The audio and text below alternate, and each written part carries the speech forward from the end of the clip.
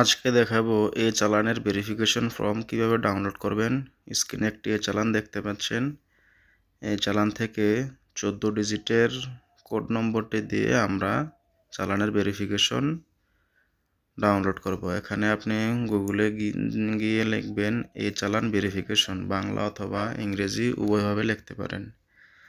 তারপরে অটোমেটেড চালান ভেরিফিকেশন যে লিঙ্কটি আছে সেখানে প্রবেশ করবেন।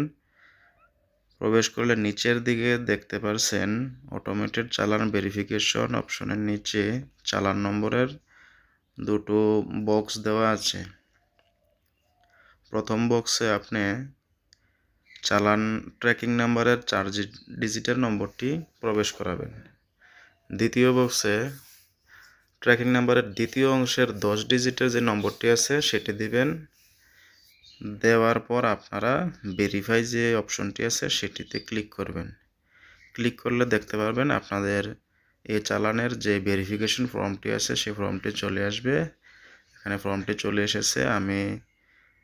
এখানে আপনারা চালানটি ডাউনলোড করে নিতে পারবেন। আমি যে চালানটি জমা দিয়েছিলাম সেটি হচ্ছে জন্ম মৃত্যু নিবন্ধন ফি, দেখতে পাচ্ছেন ট্র্যাকিং নাম্বার সহ চালান নাম্বার ৬,০০০ টাকা মূল্যের একটি চালান আমি জমা দিয়েছিলাম সোনালী ব্যাংকের অধীনে।